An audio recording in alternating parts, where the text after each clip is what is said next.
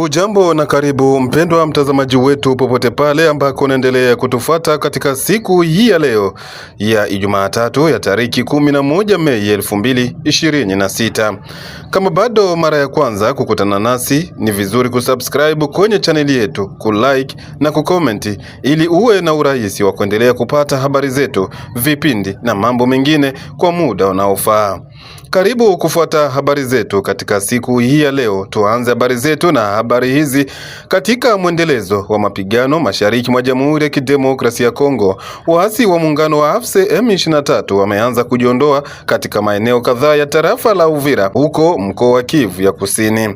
Taarifa kutoka vyanzo vya ndani zaeleza kuwa waasi hao wameondoka katika vijiji vya maeneo ya Kabunambo, Sange, Mutarule, Lubirizi, Bwegera, Luvungi pamoja na Remera, na sasa wamebaki kujikita zaidi katika eneo la Kamanyola. Wakati huo huo, vikosi maalum vya jeshi la Jamhuri ya Kidemokrasia ya Kongo pamoja na wazalendo vimeripotiwa kuonekana karibu na daraja la Sange, hatua iliyotafsiriwa kama juhudi za serikali kuimarisha usalama na kurejesha udhibiti wa maeneo hayo yaliyokuwa yamekumbwa na mapigano kwa muda mrefu.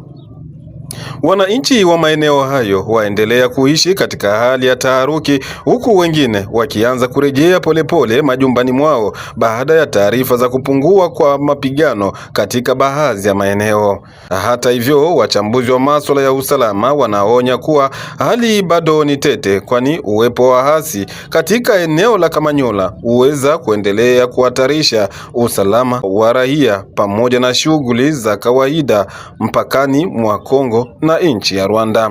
Serikali ya DRC bado haijatoa tamko rasmi kuhusu hatua hiyo ya kujiondoa kwa waasi wao, lakini operesheni za kijeshi zinaonekana kuendelea katika maeneo ya karibu ili kuzuia kurejea kwa waasi hao.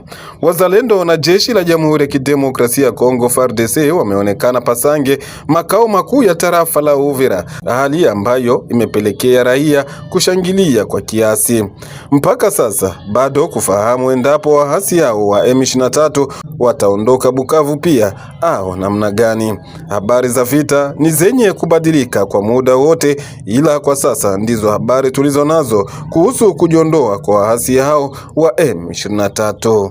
Na huko Kabare ni kwamba wakati vikosi vya AFC M23 vinaripotiwa kuondoka katika maeneo kadhaa, mapigano makali yameripotiwa kuzuka katika maeneo kadhaa ya mkoa wa Kivu ya Kusini. Mapigano makali yameripotiwa kuzuka katika groupement ya Mudaka tarafani Kabare katika jimbo la Kivu ya Kusini tarehe 10 Mei 2026 kati ya vikosi vya waasi wa M23 wanaoungwa mkono na Rwanda dhidi ya vikosi vya wazalendo vinavyoungwa mkono na serikali ya Jamhuri ya Kidemokrasia ya Kongo. Kwa mujibu wa taarifa kutoka eneo hilo, mapigano yalianza ghafla asubuhi baada ya waasi wa M23 kushambulia na kuvamia kambi za wazalendo waliokuwa wamejipanga katika eneo hilo. Katika shambulio hilo la awali, inaripotiwa kuwa waasi walifanikiwa kuchoma baadhi ya kambi za wazalendo, hali iliyosababisha taharuki kubwa miongoni mwa wakazi wa maeneo jirani. Hata hivyo, baadaye wazalendo walirejea wakiwa na nguvu mpya na kuanza mashambulizi ya kujibu, ambapo walifanikiwa kurudisha nyuma waasi hao na kurejesha baadhi ya maeneo ambayo walikuwa wamechukuliwa mapema asubuhi. Hali ya usalama bado inaelezwa kuwa tete katika eneo la Mudaka, huku wakazi wakihofia kurejea kwa mapigano wakati wowote. Mamlaka ya viongozi wa kijamii waendelea kutoa wito wa utulivu na ufuatiliaji wa karibu wa hali ya usalama katika maeneo hayo. Mchana wa siku ya kwanza ya tariki 11 Mei 2026, hali bado inaonekana kuwa tulivu kwenye shamba hilo la vita, ila wakazi bado wanaendelea kubaki mafichoni mahali ambako walikokimbilia. Chaneli yako tumepata nafasi ya kuongea naye msemaji wa vikosi vya wazalendo vya Pako katika maeneo hayo ya tarafa la Kabare. Anaonesha hapa namna mashambulizi hayo yalivyokuwa. Tulikuwa asubuhi kuamka pande za saa moja na nusu ya asubuhi, tulikuwa tunakaa kwenye kambi. Niliona adui kujipengeza ndani ya kambi zetu ambao wanafanya ufugo wa ng'ombe huko metra 50 na parki ya Kauzi Biega ambao tunaketi. Tuliona anaingia na kuanza sukuma masasi na mabomu, afu hapo kutafuta kujitokeza. Hapo tulipigana na adui kuanzia hizo saa hadi saa 10, na hapo ipofika saa 7 adui ametuondoa ndani za kambi zetu 3, na hizo kambi zimeunguziwa na adui na akaketi hapo. Tulirudia nyuma kidogo na kuangalia gisi ya kukamata nguvu zaidi, afu tumemfuatilia adui na kumutoa ndani za kambi zetu. Hapo ninaongea tuko Ihembe Kabura ndani ya groupement ya Mudaka, na kwa saa hizi tunashuhudia kama sisi wenyewe tunaketi ndani ya kambi zetu. Lakini onyo kwa viongozi watupatie vifaa, kwa sababu kama adui amefaulu kutusukuma nyuma zaidi ni kwa sababu hatukuwa na vifaa ambayo vingelituruhusu kusukumana na adui. Na hii kukuwa na sukumana na adui hatufike mpaka kumwili, shie haituitaki. Wangelitupatia vifaa, tungelisukumana na adui na hata ongeza tena kuketi hata ndani ya miji yetu. Na huko tarafani Fizi kuna habari zisemazo kuwa baraza la vijana wahadilifu kwa ajili ya utekelezaji wa siasa za umma nchini Jamhuri ya Kidemokrasia ya Kongo, CGOP kwa ufupi, limemwandikia kamanda wa jimbo la 33 la kijeshi kibarua cha kumuonesha hali ya usalama mdogo na vitendo vya uwizi, uporaji na unyanyasaji vinavyoendeshwa kwa raia wa tarafa la Fizi na muji wa Baraka.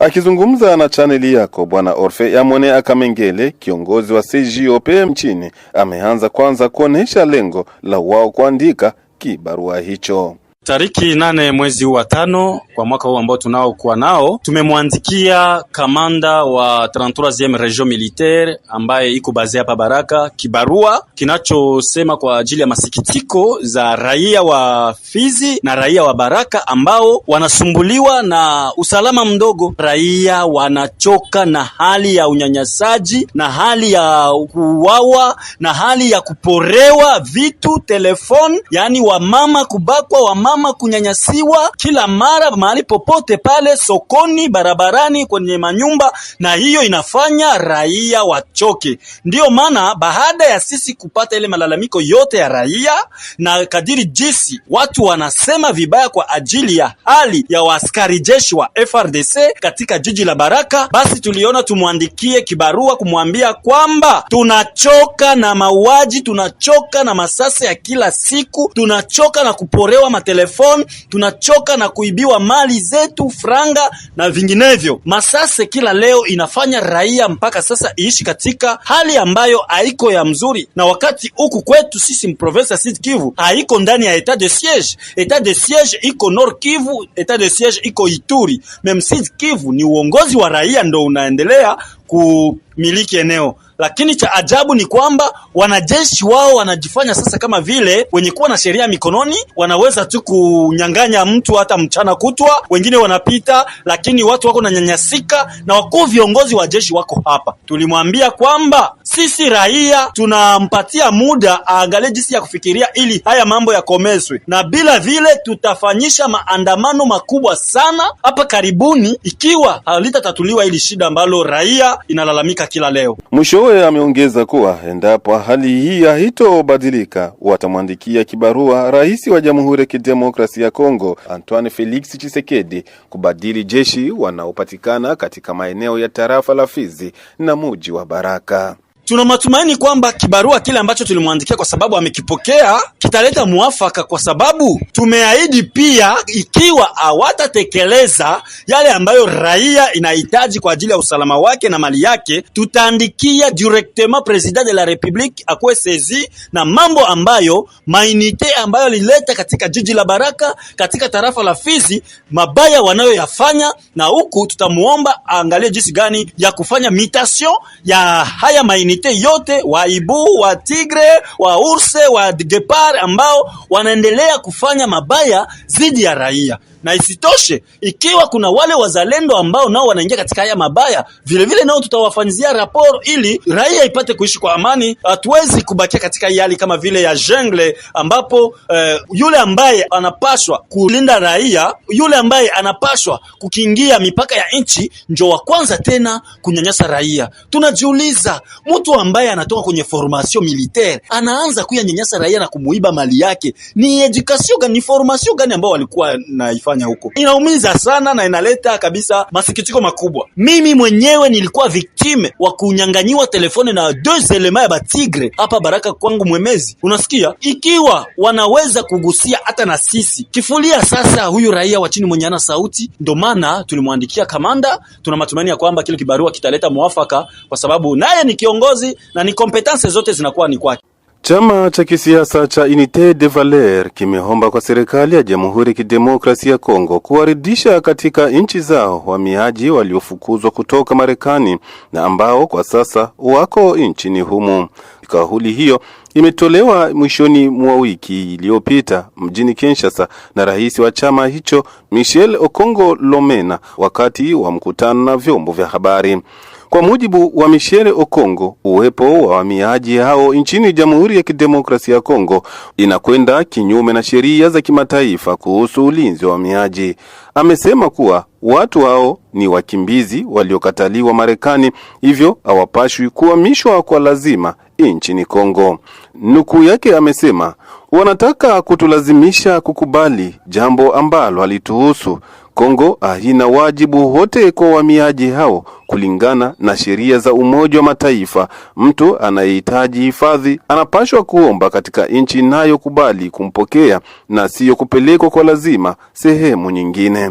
Pia chama hicho kimeeleza wasiwasi wake kuhusu kile kinachoitwa makubaliano ya Washington kati ya DRC na Marekani. Michel Okongo amesema baadhi ya vipengele vya makubaliano hayo vinaweza kuhatarisha mamlaka na uhuru wa taifa. Kutokana na hali hiyo, chama cha Unité des Valeurs kinapinga mabadiliko yoyote ya kanuni ya madini, sheria za kodi pamoja na katiba ya nchi, kikidai kuwa masharti hayo yanafungamana na makubaliano hayo. Aidha, Michel Okongo amesema bunge pamoja na baadhi ya wizara muhimu hazikushirikishwa katika maandalizi ya makubaliano hayo, akitaja hasa wizara ya madini. Katika upande wa sheria, chama hicho kimetangaza kuwa kimefungua mashtaka ya uhalifu wa kivita dhidi ya rais wa Rwanda Paul Kagame katika International Criminal Tribunal of Rwanda, kikimtuhumu kuhusika na mauaji ya watu wengi mashariki mwa Jamhuri ya Kidemokrasia ya Kongo. Kwa mujibu wa Michel Okongo, zaidi ya watu milioni 20 wamepoteza maisha katika kipindi cha zaidi ya miaka 30 ya migogoro ya silaha mashariki mwa Jamhuri ya Kidemokrasia ya Kongo. Mtazamaji, na hadi hapo ndipo kabisa tumetia nukta kwa habari zetu katika siku hii ya leo. Tunakushukuru kwa kutufuata mwanzo hadi tamati. Tunakusii mara tena usikosi kulike, kucomment na kushare kwa wengine. Endelea kutembelea kwenye channel yetu ili kupata habari zenye ukweli na uhakika.